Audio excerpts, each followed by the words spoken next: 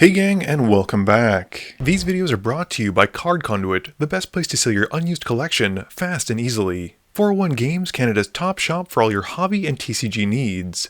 Dragon Shield, the strongest sleeves for your strongest decks. Moxfield, the easiest way to store and share your deck lists. Ben wins the die roll and starts us off. He draws and plays a tap Mosswort Bridge, hiding away one of his top 4. Sammy just plays a forest. Josh's turn has him playing a Thundering Falls and surveils 1. Kuzno plays a forest and casts Findhorn Elves. I should also note, I marked down the wrong loot. This should be loot the Pathfinder, not key to everything. Ben draws and plays a forest and pays 2 for a Galagreators. Sammy's turn has a Cragcarown Pathway coming in, and he casts Sword of the Anime. Josh just plays a tap Myriad Landscape. Kuzno draws and casts Explorer, drawing again. And then plays a Breeding Pool and a Stomping Ground tapped and passes. Ben's turn has him casting a Prosperous Innkeeper, and he makes a tapped and untapped treasure that comes in between the Innkeeper's trigger and the Galagreator trigger. He sadly doesn't have a third land though, and just has to pass. Sammy plays Rugged Prairie and casts Scepter of Celebration and passes. Josh draws, plays an island, and then sacrifices the Myriad Landscape, going to find 2 matching basics. Kuzno plays an Arid Mesa, sacrificing it and losing 1 for a mountain. He then plays the Draft All-Star Savage Knuckleblade and pays red to give it haste, swinging it at Sammy. Sammy takes the hit for 4, and Kuzno passes. Ben draws and cracks a treasure, casting Harrow, and sacrifices one of his 2 lands to find a forest and an island. He passes while shuffling. Sammy draws and plays Haven of the Harvest, and then pays 2 for Lightning Greaves. He passes after his boots resolve. Josh plays a Silver Bluff Bridge, and pays enough for Burgi, and passes. Kuzno plays an island, and casts Loot. He then swings the Knuckleblade at Sammy, and Loot goes at Josh, and they both take 4. After that, Kuzno passes. Ben draws, playing an Escape Tunnel, and then brings out his commander with Adrix and Nev. With them coming into play, he gets to make a treasure off the Galagreators, and Adrix and Nev double it. He then sacrifices the tunnel, going to find an island, and passing.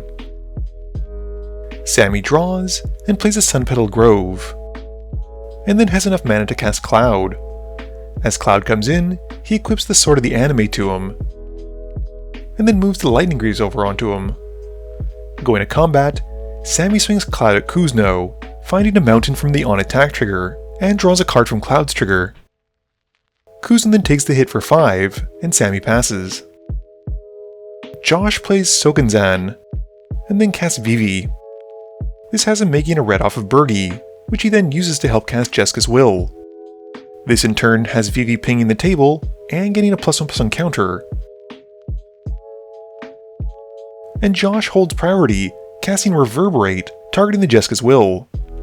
The Reverberate pings everyone again, and adds another counter to Vivi, and Burgi makes another mana. Josh then resolves the first Jeska's Will, making 7 red mana, and exiling his top 3. He then gets his second copy, making 7 more red mana, and exiling his top 3 again. Josh then activates Vivi, and uses to help cast Veyran, and once he's out, casts Mystical Tutor. This triggers Vivi but gets doubled because of Veyran, and he goes to find a spell to put on top. Josh then passes, and during the end step, Kuzno activates a Loot and exhausts him to draw 3.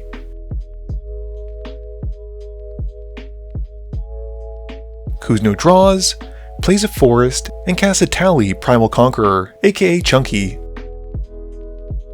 He then hits Search for Tomorrow, Excalibur, Valakut Awakening, and Shamanic Revelation off the trigger, casting all of them.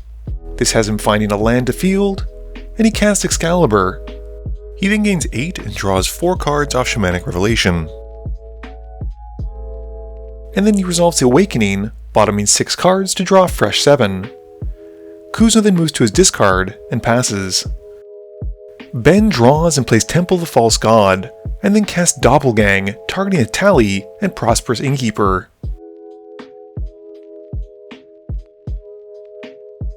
He's supposed to get 2 copies, which become 4 copies each thanks to Adrix and Nev. With the Innkeepers coming in, he gets 4 treasures, which become 8 treasures, and gains a bunch of life. And he gets his first Atali trigger, resolving it. The first one finds Sandstorm Salvager, Harmonic Prodigy, Temur Battle Rage, and a Sword of Sinew and Steel. With the Sandstorm Salvager coming in, he makes a Golem token, not to mention gains a bunch of life from the Innkeeper, and then resolves the second one, hitting Timeless Witness, Disciple of Freyalise, Glimpse the Impossible, and Soul Ring. The Timeless Witness coming in gets back Doppelgang, he then resolves the Glimpse of Impossible, exiling his top 3, and the Disciple of Freyalise sacrifices a Golem token, gaining him 3 and drawing him 3. The third trigger then hits Biovisionary, Last Night Together, Young Pyromancer, and a Maelstrom Wanderer.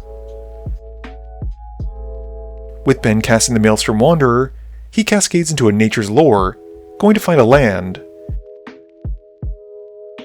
and then hits a Moonlight Meditation.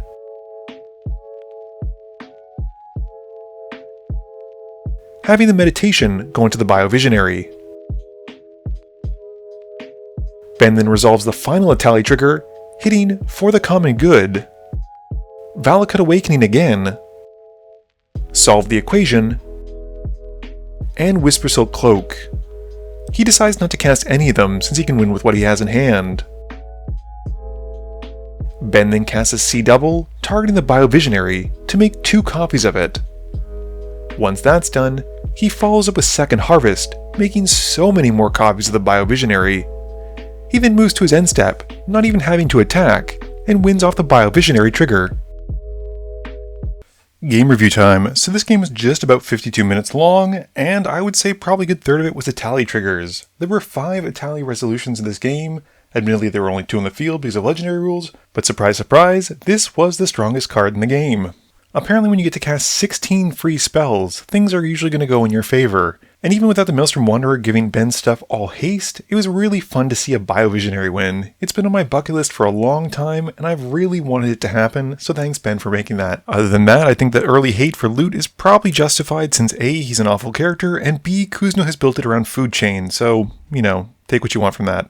This video wouldn't be possible without the help from my sponsors, but it definitely wouldn't be possible without the help from you, the viewers, and my patrons. So I just want to say thank you for watching, and to remember, friends are just opponents you haven't eliminated yet.